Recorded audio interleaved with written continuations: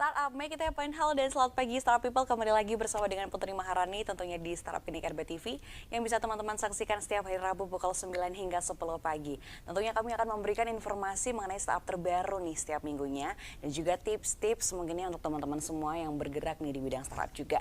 Dan kami juga tentunya mengajak teman-teman untuk bergabung di 0274 4477 666 atau bisa langsung DM di Instagram @rbtv_jogja ataupun juga dapat melihat melalui live streaming di YouTube RBTV Jogja. Dan senang sekali pada kesempatan pagi hari ini Putri dapat berbincang bersama dengan Mas M. Abdurrahman Al-Hafidz selaku founder dari ID Metafora, dan kita akan membicarakan mengenai bisnis pengembangan web seperti apa gitu. Jadi mungkin teman-teman yang pengen punya usaha ataupun juga sekiranya memerlukan web-web gitu. Jadi sepertinya boleh banget untuk menyimak perbincangan kita pada pagi hari ini. Tapi sebelum itu kita akan sapa terlebih dahulu. Halo, selamat pagi Mas Hafidz. Halo, selamat pagi. Apa kabar? Baik, baik. Alhamdulillah kabar baik ya. Yeah. Nah, ini kita akan membicarakan mengenai bisnis pengembangan web Mas pada pagi hari ini. Tapi mungkin buat teman-teman juga gitu ya, mungkin kita bisa sedikit recall nih buat teman-teman. Sebenarnya secara garis besarnya atau generalnya ini ID Metafora ini apa sih Mas? Gitu. Oke, kita ingetin lagi. Jadi ID Metafora ini adalah perusahaan pembuatan website dan software ERP gitu dari. Ya kira-kira itu sih. Oke, jadi bisa ada pembuatan jasa kalau misalnya teman-teman butuh untuk desain website dan lain sebagainya gitu ya Mas ya. Oke, nah kalau misalnya kita membicarakan mengenai tema kita pada pagi hari ini adalah bisnis pengembangan web gitu ya. Karena kalau misalnya kita terjun di dunia startup gitu ya teman-teman semuanya ya, pasti kita butuh yang namanya untuk selalu develop dan juga inovasi agar tidak tertinggal gitu ya. Karena kan startup itu gerakan cepat gitu ya Mas ya.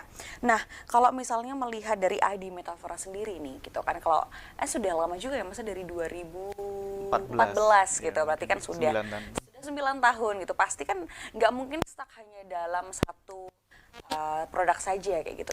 Kalau dari ID Metafora sendiri ini bagaimana untuk akhirnya dapat memiliki istilahnya banyak produk juga, ataupun bagaimana sih caranya untuk mengembangkan bisnis, caranya mengembangkan websitenya sendiri gitu.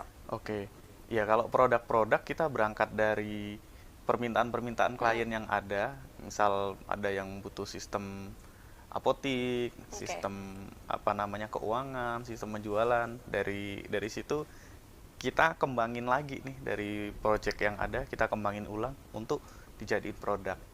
Berangkatnya dari situ Mbak. Oke, baik.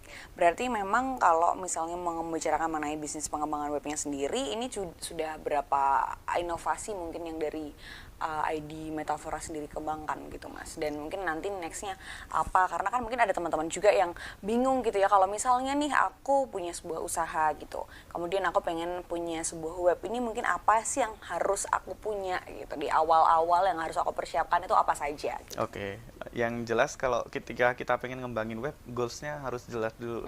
Apakah ini website untuk mengedukasi pelanggan, apakah untuk jualan, atau apakah untuk branding. Ini kan bakal beda nih kita menampilkannya. Nah itu yang perlu clear dulu nih. Kalau udah clear, baru nanti kita gali lebih dalam lagi. Contoh, misalkan branding suatu perusahaan. Image yang pengen ditampilkan nih apa? Apakah kadang-kadang ada image elegan, ada image fun, santai gitu ya, atau profesional. Nah yang seperti apa yang pengen ditonjolkan? Kadang-kadang nih Mbak, kita punya klien kayak restoran gudeg yang terkenal gitu. Mereka pengen menampilkan kesan klasik. Nah ini juga bisa nih. Nah jadi goals-nya itu yang perlu digali dulu. Lebih ke balik lagi, kita menggali apa yang paling cocok untuk setiap klien satu persatu gini. Oke, nah ini biasanya yang harus diperhatikan apa Mas? Sekarang kalau tadi kan Mas Hafiz juga bilang kalau misalnya kita mau berbisnis ataupun mau mungkin sekedar hanya untuk edukasi saja atau mungkin hanya untuk personal branding aja, itu kan memang harus berbeda gitu ya, mungkin dari segi UI UX-nya ataupun juga segala fitur-fiturnya gitu. Nah biasanya yang membedakan atau yang menjadi ciri khas ketika kalau jualan itu tuh berarti harus ada komponen-komponen apa nih ketika kalau misalnya mau edukasi tuh harus ada apa, kalau personal branding harus ada apa, nih seperti apa Mas? Oke, ya jadi masing-masing jenis website ini karakteristiknya beda-beda. Kalau kita pengen jualan, yang mesti kita tonjolkan di situ adalah produknya. Jadi jangan sampai desain website itu mengganggu produk supaya sampai orang terkesan dengan websitenya tapi produknya jadi terkesampingkan. Jadi kalau bisa desainnya nggak mengganggu produk, tapi justru produk itu bisa tertonjolkan detail-detailnya di situ. Tapi misal tujuannya adalah membranding perusahaan, nah yang mesti kita tampilkan adalah nilai-nilai unik dari suatu perusahaan ini. Misal di halaman pertama, oke lah kita tampilkan tagline dan foto perusahaannya gitu ya. Di tampilan kedua kita tampilkan prestasinya, misal sudah berapa puluh tahun berjalan, sudah berapa ribu klien dilayanin gitu, atau sudah dapetin penghargaan apa saja, itu perlu kita tampilin nih. Kadang-kadang ada yang punya sertifikat ISO apa segala macam, itu perlu ditampilkan historinya. Nah, kalau personal branding misal ya yang perlu kita tampilkan adalah balik lagi mirip ya, sebenarnya personal branding itu yang perlu ditonjolkan karyanya biasanya. Oh, dia sudah membangun apa yang membuat dampak ke customer-customernya gitu. Oke, berarti memang harus benar-benar tahu betul gitu ya Mas ya, membedakan juga dari awal ini memang tujuannya kemana gitu ya. Iya. Kalau kayak jualan tadi kan penting banget jelas call to action-nya. Jangan sampai produk ditampilin udah jelas tapi nggak ada call to action-nya gitu ya. Bingung ini mau ngontaknya kemana gitu. Apakah mau ngontaknya ke WhatsApp, apakah transaksinya langsung di situ atau ke marketplace. Nah, itu harus jelas tuh. Itu bagian dari UX lah, user experience-nya. User experience-nya gitu ya. Berarti ini memang sangat diperlukan juga buat teman-teman sekiranya pengen mau bikin usaha, ya berarti memang harus ada call to action. Call to action-nya mau ke marketplace kah atau mau ke WhatsApp dan lain sebagainya, itu harus ada komponennya seperti itu ya Mas ya. Jelas.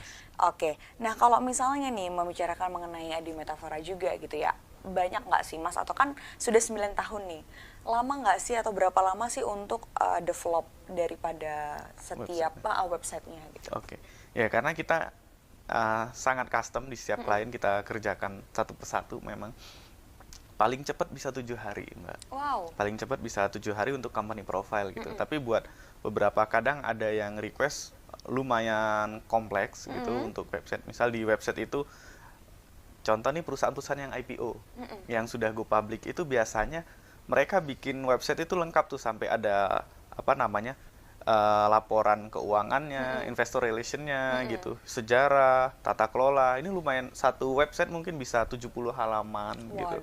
Nah, itu bisa 2 bulanan gitu. Oh, itu biasanya yang company yang juga udah besar gitu ya Mas? Iya. Bisa 2 bulanan. Dan mesti disiapin waktu ini bisa fleksibel, tapi yang menentukan cepat atau enggak pengerjaannya itu kesiapan bahan dari kliennya. Kontennya, misal di bagian tentang udah siap belum teks sama foto-fotonya gitu. Kita kan mendesain kontennya tetap dari klien. Dari klien. Berarti untuk kopinya, kemudian dari konten dan mungkin video fotonya tetap dari klien. Oke. Nah, kalau untuk tadi kan untuk company besar ya Mas, mungkin bisa sampai 70 halaman. Kalau untuk mungkin UKM gitu yang masih baru banget untuk berbisnis, itu bagaimana Mas? Enaknya mungkin ada teman-teman juga yang pengen nih gitu kan punya website juga gitu, biar aku nggak broadcast satu-satu atau nggak door to door kayak gitu. Ya, kita bisa buatin landing page per 1 halaman gitu Mbak. Oh, gimana itu Mas maksudnya? Jadi sebenarnya kita punya paket-paketan.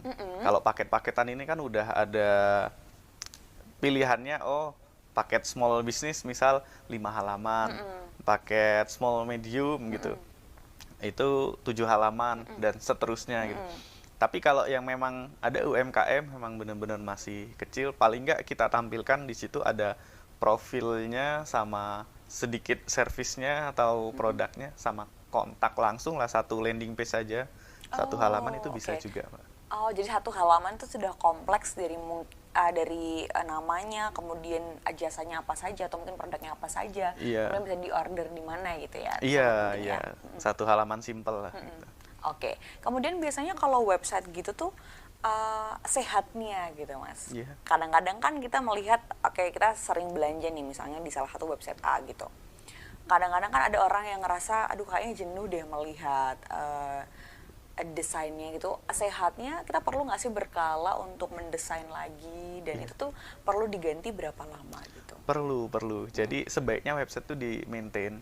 Kalau company profile, ya sesimpel misal nih, kita hampir 2 bulan sekali ada peringatan-peringatan besar kan biasanya. Ya kita gantilah bannernya selamat hari apa gitu. Iya. Bisa gitu. Bisa ada effort lain, kita bisa update konten nih. Misal, oh kita melakukan kerjasama dengan siapa, atau kita bikin tips-tips yang berhubungan dengan bisnis kita, supaya ya klien bisa dapat informasi juga di situ. Oke, terus kan biasanya ada ini ya Mas, kalau misalnya mau membuat masukkan konten atau foto itu kan biasanya memang ada maksimalnya. Kemudian, paket ini misalnya hanya bisa maksimal apa berapa gitu. Nah, untuk normalnya mungkin buat teman-teman yang mau berbisnis juga kayak gitu, atau mau mengembangkan websitenya jadi lebih bagus lagi gitu kan, jadi lebih menarik lagi untuk customer gitu. Nah ini biasanya perlu yang ambil yang berapa gitu Mas? Normalnya atau apa ya, idealnya gitu, karena jadi nggak terlalu kecil ketika mau masukin video kok nggak bisa gitu. Oke. Ya idealnya kalau kebanyakan klien kita ambil paket apa namanya business plan. Business plan ini sekitar 15 halaman Mbak. 15 halaman. Biasanya mereka udah punya home, about, galeri, berita, kontak, artikel. Nah sisanya ini masih beberapa ada halaman lain, nanti Mas kami pikirkan lagi. Misal kalau sewaktu-waktu kami pengen nambah, itu bisa masih punya kuota buat ditambah jumlah halamannya. Oh, seperti itu. Jadi benar-benar fleksibel juga ya, ketika fleksibel. misalnya masih bisa baru digunakan sekitar 1 sampai 5 gitu, nggak masalah juga, nanti misalnya menyusul kalau misalnya ada karya-karya selanjutnya gitu. Iya. Oke, kemudian kalau dari Mas Hafid sendiri nih, gimana sih Mas dulu mungkin awalnya bisa bercerita gitu, cara dapetin klien pertama? Ini kan pasti zaman-zaman 9 tahun lalu berarti ya. 9 tahun lalu. Kayak deg-degan ini kira-kira gimana ya, kira-kira bakalan ada dapat komplain nggak ya, sesuai nggak ya dengan maunya mereka gitu. Nah ini gimana Mas pengalaman mungkin, dan gimana caranya untuk dapetin klien pertama gitu? Oke, ini buat dapetin klien pertama ini, kebetulan waktu itu saya masih mahasiswa, mungkin tingkat 3 ya, semester 3 kali, sekitaran. Kita bikin website sendiri itu Mbak. Kita bikin website, dan di website itu ada kontaknya. Nah jadi di website inilah kita publish kan ke Google juga gitu. Ada orang ngontak karena mereka ngeliat di website ini.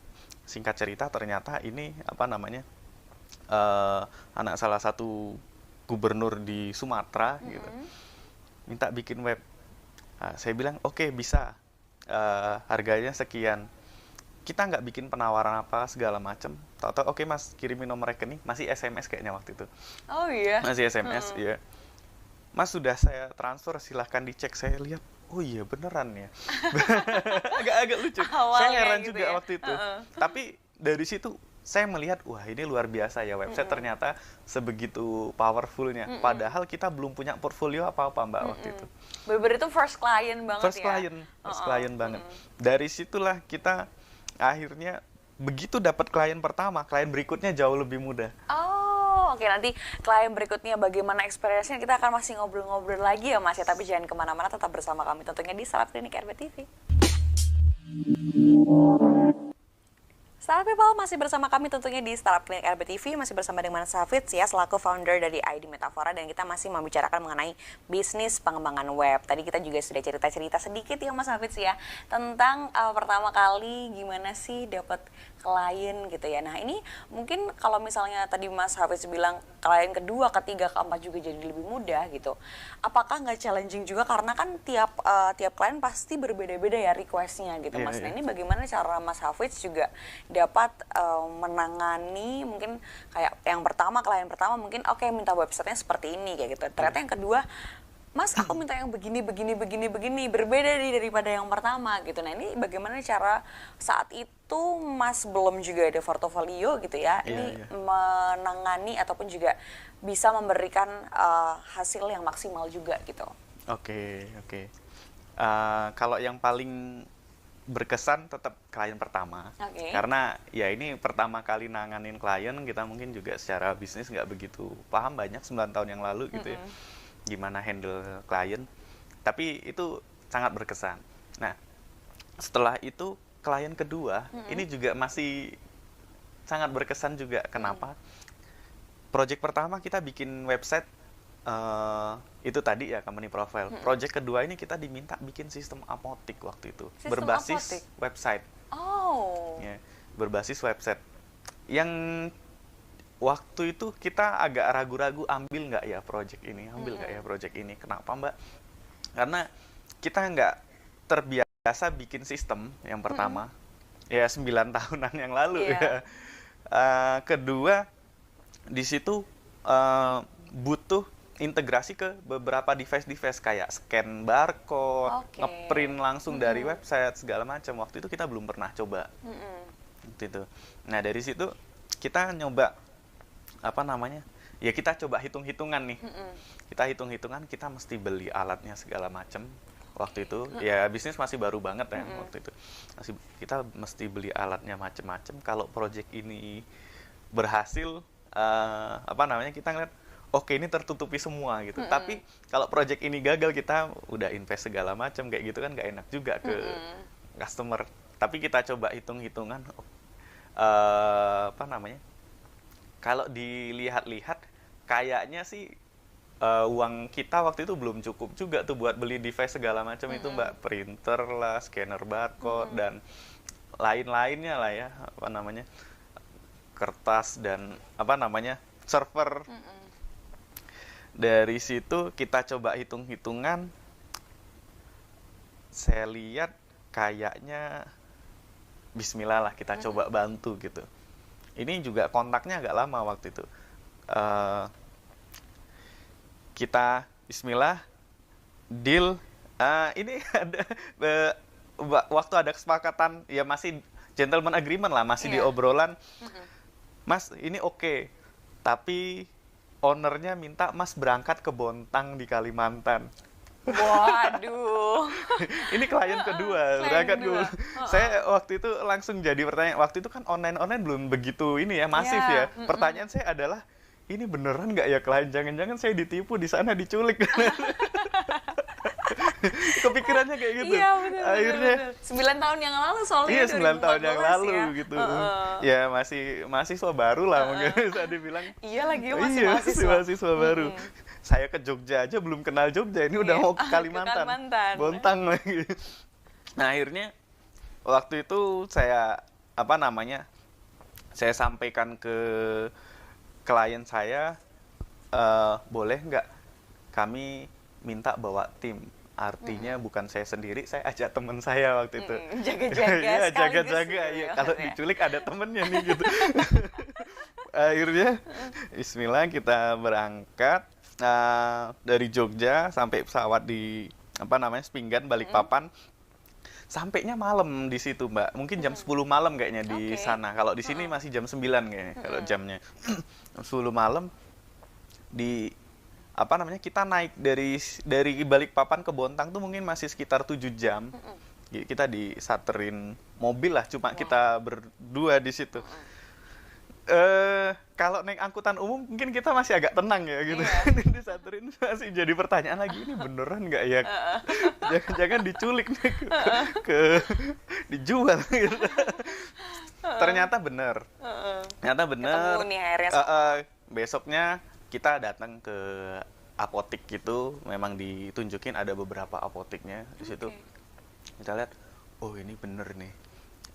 Ceritanya mereka sebenarnya sudah punya sistem tapi desktop. Nah, kita nih diminta buat bikin sistem yang berbasis website supaya ownernya bisa mantau dari mana-mana. Oh, oke. Nah, jadi waktu itu ya kebetulan teman saya yang saya ajak ini memang teman yang biasa kita sharing, diskusi gitu. Saya minta lah tolong ya kamu gali bisnisnya kayak apa, nanti begitu pulang saya yang ngerjain gitu.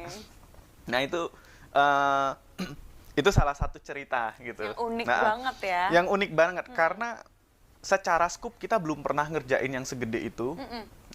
Waktu itu ya kalau sekarang mungkin banyak proyek kita lebih gede dari itu.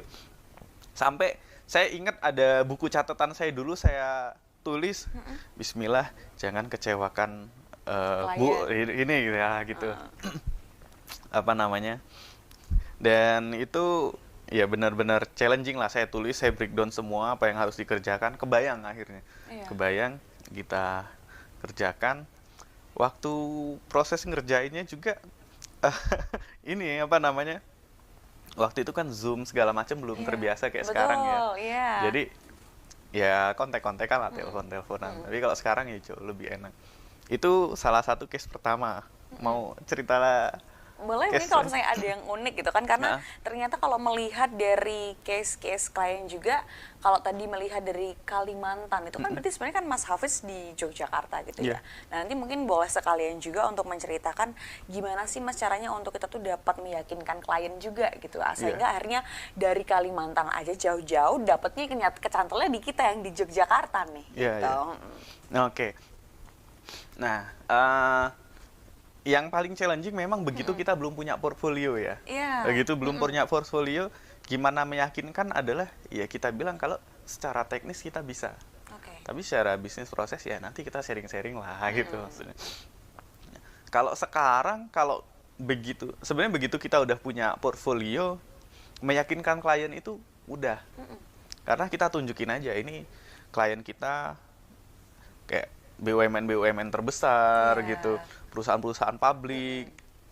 Mereka ngelihat dan mereka ini udah bukan cuma sekali order, ada yang 5 kali, 4 kali gitu. Ada yang ya mungkin udah hampir 10 kali order. Jadi klien kita sebenarnya nggak banyak-banyak amat kliennya, tapi dari satu repeat ordernya gitu ya. Itu. Nah, dari situlah menurut saya cara meyakinkan paling kelihatannya mudah ya. Tapi effortnya kan adalah gimana setiap ada project ini klien puas dari situ. Betul. Betul. Nah, jadi ngejaga kualitas dari pelayanan tim kita, apa namanya? Ya kalau saya biasanya yang kita kalau mau bikin jasa bagus atau enggak, produk bagus atau enggak, itu balik lagi dari tim di baliknya dulu.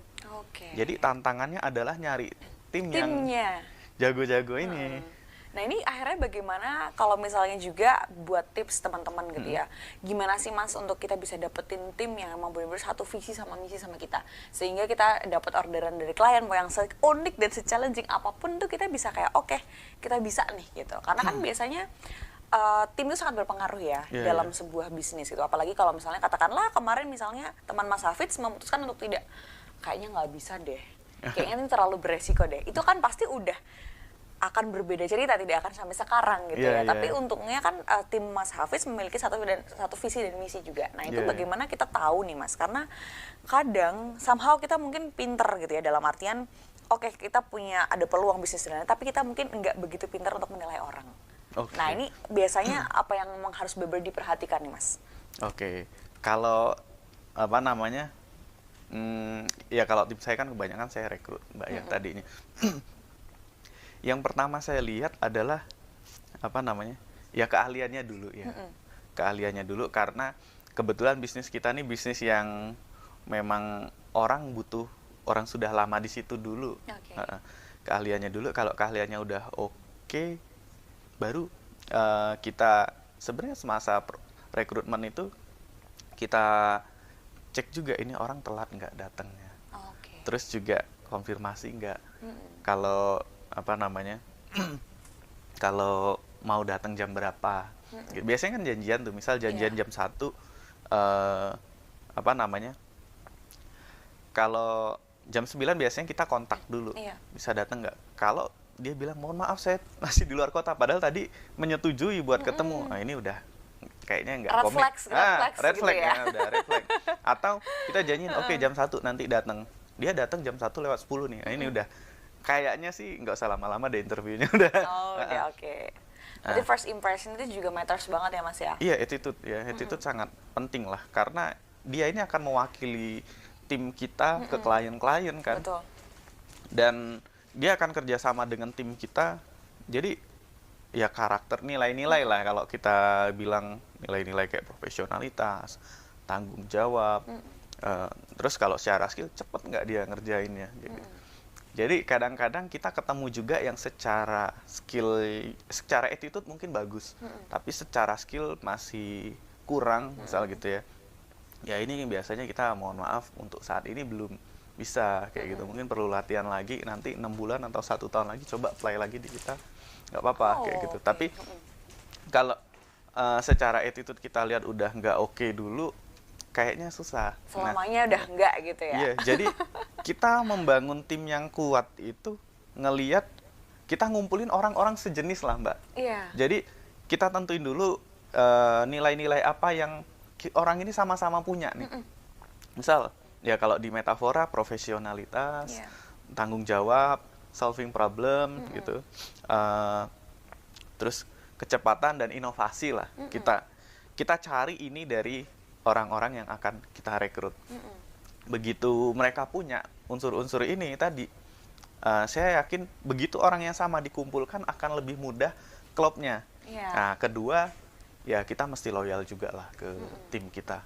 Karena balik lagi, kalau kita pengen tim kita bisa kerja mati-matian buat kita, ya kita juga mesti nunjukin kita mati-matian juga berjuang buat menghidupi mereka gitu. Betul, karena biar ada istilahnya ketika sudah ada trust, kepercayaan, satu visi dan misi itu jadi semuanya jadi lebih mudah. Iya, gitu ya, Mas, semua ya? jadi lebih mudah. Oke, nah nanti kita bakalan ngobrol-ngobrol lagi, nggak terasa nih ya sudah 2 segmen ya. Nah setelah ini jangan kemana-mana ya teman-teman semua, tetap bersama kami tentunya di Startup Clinic RBTV.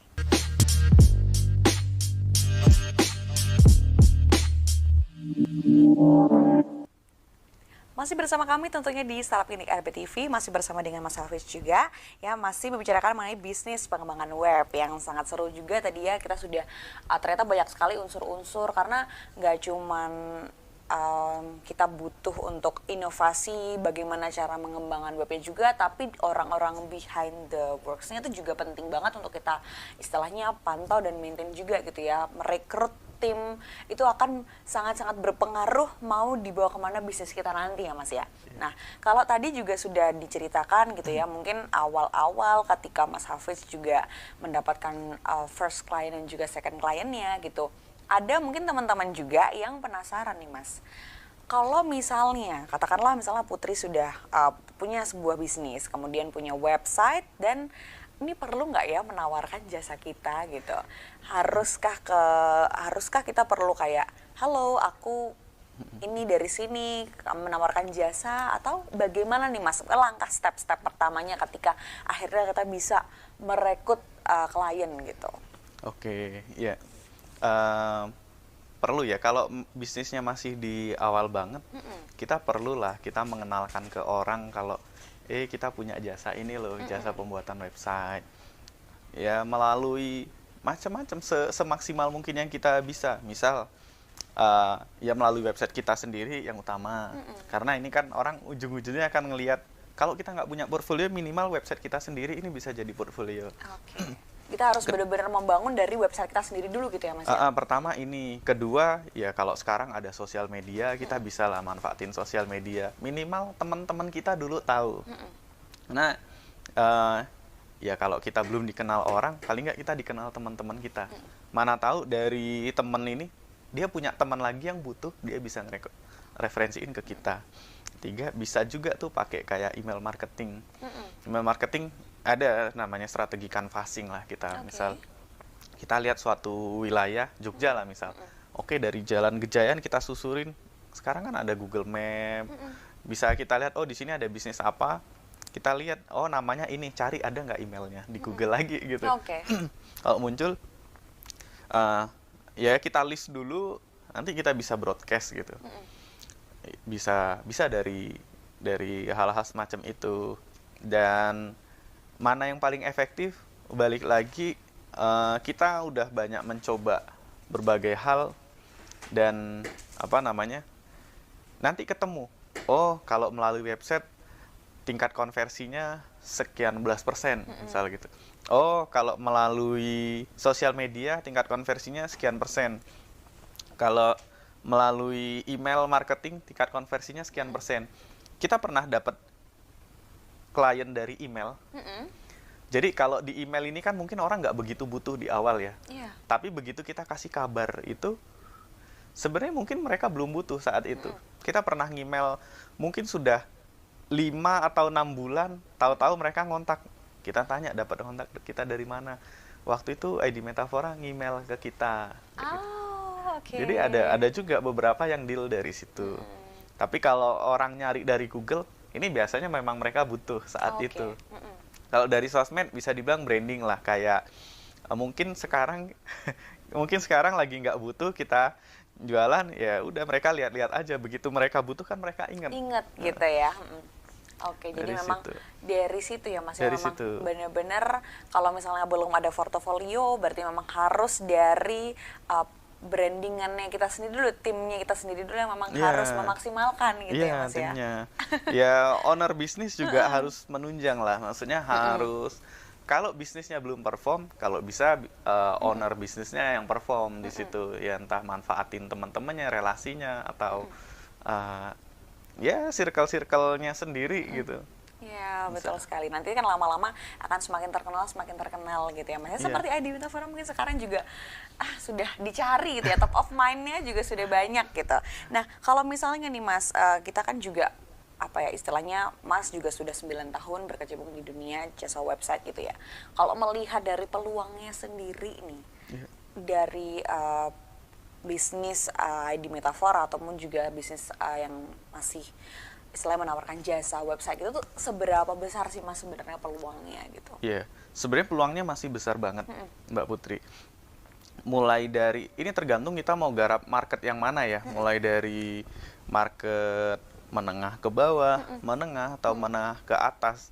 Ini marketnya masih besar banget. Kalau sekarang kita lihat mulai banyak mulai banyak terutama sejak pandemi kemarin, banyak orang makin sadar, oh online itu penting banget. Begitu PPKM, semua nggak boleh buka. Ya beberapa bisnis nggak boleh buka kan ya, betul, kecuali kesehatan dan yang menunjang hajat orang banyak gitu.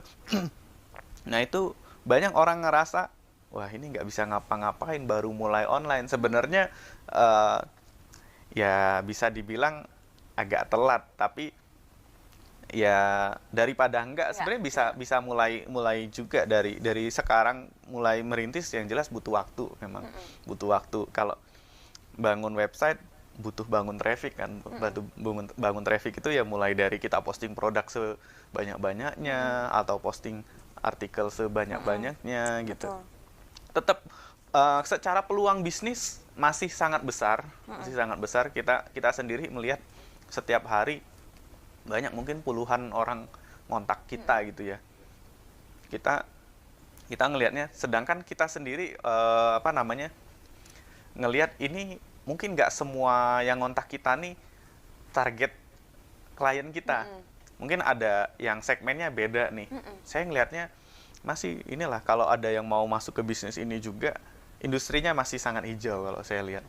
Oke, jadi mungkin teman-teman yang sekiranya habis melihat ini terinspirasi nih dari Mas Hafiz, kayak wah aku pengen juga nih membuat sebuah bisnis jasa website, itu juga nanti tinggal diatur lagi ya Mas ya. Perlu juga kan, maksudnya kayak kira-kira kita nih mau mencari target market yang mana. Iya, itu mesti jelas sih dari awal. Karena kalau kita melayani semua segmen, misal di suatu waktu kita melayani segmen menengah ke atas, suatu waktu kita melayani segmen menengah gitu, suatu waktu kita melayani segmen menengah ke bawah. Nah ini perlakuannya ini beda gitu. Ada yang marginnya sangat tipis, ada marginnya sangat tinggi gitu. Ada yang sangat sensitif dengan harga, ada yang saya tutup mata lah, harganya mau berapa aja kita bisa bayar, kita maunya cepet dan bagus misalnya gitu. Itu ada. Nah ini kita mesti mesti bener segmennya, konsisten gitu. Semua segmen saya rasa bagus-bagus aja. Segmen menengah ke bawah, menengah ke atas itu bagus. Tinggal maksudnya secara potensi bisnis Iya, ya. Tinggal kita mesti nyiapin tim yang tepat. Iya. Contoh, kalau kita nargetin segmen menengah ke bawah, tapi tim kita cocoknya di menengah ke atas, dalam artian mahal misal tim kita nih, mungkin akan sulit nutup kayak gitu. Nutup, maksudnya untung gitu ya. Yes, betul betul. Tapi kalau apa namanya, misal dibalik, kita nanganin segmen menengah ke atas, tapi tim yang kita rekrut kurang begitu berpengalaman misal. Wah, ini bisa jadi bumerang belakangnya karena pelayanan mungkin nggak akan Iya. segitu ini ya, apa namanya, segitu baik gitu. Jadi harus balance lah antara kalau segmennya menengah ke atas ya udah kita cari timnya yang bisa memenuhi permintaan mereka yang kadang-kadang sangat customized, Mbak. Iya. Tapi kalau kita nargetin segmen menengah ke bawah, ya kadang-kadang kita nggak begitu butuh tim yang sangat powerful lah. Oke. Atau ya mungkin pengalaman 1-2 tahun cukup.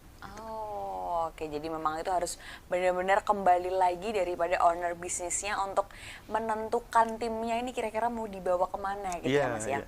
Nah kemudian kalau misalnya mau bicarakan mengenai maintain juga gitu kan kita sebagai apalagi Mas Hafiz selaku founder juga gitu ya pasti sudah punya banyak tim gitu. Nah sudah punya banyak klien juga. Bagaimana caranya untuk kita bisa maintain klien? Kalau tadi kan Mas juga menceritakan ya banyak yang sebenarnya klien kita nggak terlalu banyak tapi mereka selalu repeat order. Itu kan berarti mereka selalu puas dengan pelayanan yang diberikan oleh ID Metafora gitu.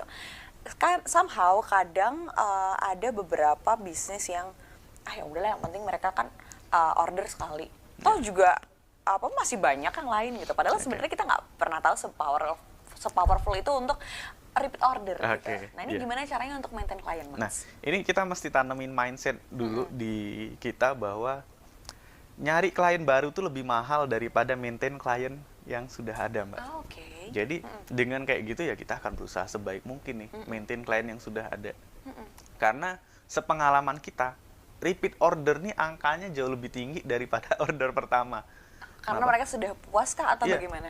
Iya, ya ini saya rasa kayak di bisnis apapun, orang kalau beli pertama itu kan coba-coba. Iya. Biasanya ya dengan angka yang menurut mereka cukup terukur. Coba dulu deh. Coba dulu nih. Nggak mau nih rugi gitu ya. Iya, kalaupun rugi ya aku maling ruginya segini nih. Betul. Nah, pertama gitu. Kedua, gimana maintain supaya klien yang sudah existing dengan kita ini tetap sama kita. Ya, kalau di kita biasanya, ya pertama memang dari layanan itu sendiri. Layanan itu sendiri. Kedua, kadang-kadang kita kasih bonus. Bonusnya kayak apa? Oh. Sebenarnya mintanya, Mas saya minta ditambahin 5 fitur baru. 5 fitur baru, oke. Setelah kita lihat-lihat, yang 4 nih harganya sekian Mas. Yang ini sebenarnya harga sekian tapi kita bonusin aja deh. Oh, Gitu. oke. Bisa gitu. Atau apa namanya? Ya kadang-kadang kita ajak apa namanya? Ketemu, sharing-sharing, kita datengin tempat mereka, itu juga sebenarnya banyak yang mereka senang kayak gitu. Senang kita kasih.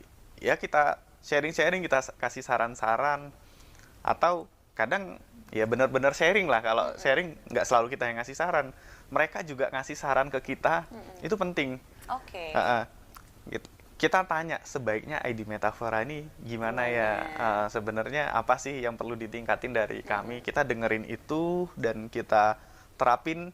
Nanti kita ketemu lagi nih, ada waktu kan mungkin jeda 2 bulan, 3 bulan, kita udah coba nih saran kemarin, ternyata bener powerful gitu. Oh, Nah itu oke. mereka senang juga, mereka merasa apa namanya, oh iya saran kita didengar, apa namanya, mereka ngerasa oh kita juga berkembang bareng mereka kok. Oke, jadi tidak hanya ibaratnya tidak hanya secara pekerjaan profesional juga, tapi ada personal attachment juga ya Mas ya, Iya, dimana iya. mereka pasti juga nyaman bersama dengan kita dan itu yang ibaratnya kayak membangun relasi yang harus Iya. selalu kita maintain itu ya. Iya, iya, itu kan bagian dari membangun relasi juga. Kalau saya lihat, ya mungkin jalan 9 tahun ini kebanyakan relasi kita dari klien-klien ini.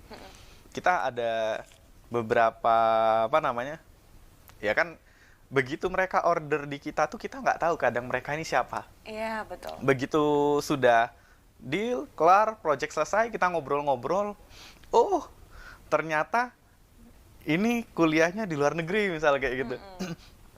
Abis itu, oh ternyata yang direferensiin ini apa namanya, dari luar negeri juga kita ada klien tuh apa namanya, yang lulusan Harvard, Wow. lulusan apa namanya, Melbourne University, apa kayak gitu. Dan dari sini nih kita diajak mereka masuk ke circle mereka juga. Oke. Dari situ kita dapatlah apa namanya, Ilmu baru juga iya, gitu ya. dari dan terekspos dengan, oh ternyata ada bisnis-bisnis yang seperti ini, ada bisnis seperti ini dari Oke. mereka ini gitu. Oke, jadi memang banyak sekali yang bakalan bisa didapatkan dari pengalaman maupun juga ibaratnya kayak knowledge-nya juga ya Mas ya. Dan kita masih akan sambung lagi, masih Oke. seru sekali ya, tapi jangan kemana-mana. Kita akan kembali di segmen terakhir, tetap bersama kami tentunya di Startup Clinic RPTV.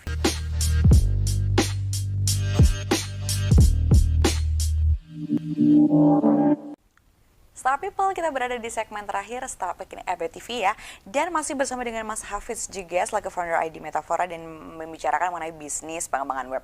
Mas, tadi ternyata juga memang sangat penting sekali ya kalau memaintain daripada klien sehingga agar istilahnya bisa untuk repeat order terus dan memberikan kepercayaan sama mereka, dan istilahnya apa ya, kalau udah ada trust satu sama lain itu kan nanti jangka panjangnya jadi lebih enak gitu ya Mas ya. Iya. Nah, ini juga pasti kan berdampak juga terhadap ID Metafora nanti akan dibangun ke depannya seperti apa. Mungkin ada plan-plan bisnis yang lain juga seperti yang mungkin bakalan dilakukan mungkin dalam waktu dekat, ataupun juga ada plan-plan yang lain ini yang sehingga nanti bisa mengembangkan lebih besar lagi ID Metafora ini yang seperti apa Mas, atau sudah ada plan apa nih gitu. Oke.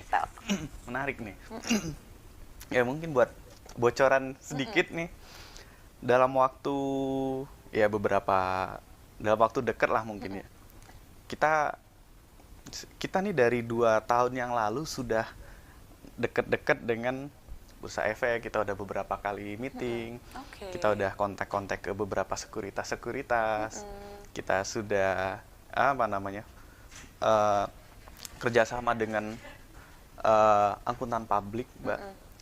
Terus juga appraisal gitu ya, kita udah kerjasama, dan kita dalam waktu dekat ini merencanakan IPO, Mbak. Wow. Iya, oke. jadi kita akan go public di Bursa Efek. Tapi kan ini ekonomi kelihatannya lagi ini ya, lagi gonjang-ganjing nih. Yang resesi lah, yang Waduh, ada bank iya. kolaps lah, apalah. Kita udah mempersiapkan semuanya, lumayan jauh ya dari sebelum pandemi sebenarnya. Oke. Sampai sekarang, dan kemarin terakhir udah divaluasi lagi kita. Mungkin plan dalam waktu terdekat, plan bisnisnya adalah kita akan IPO.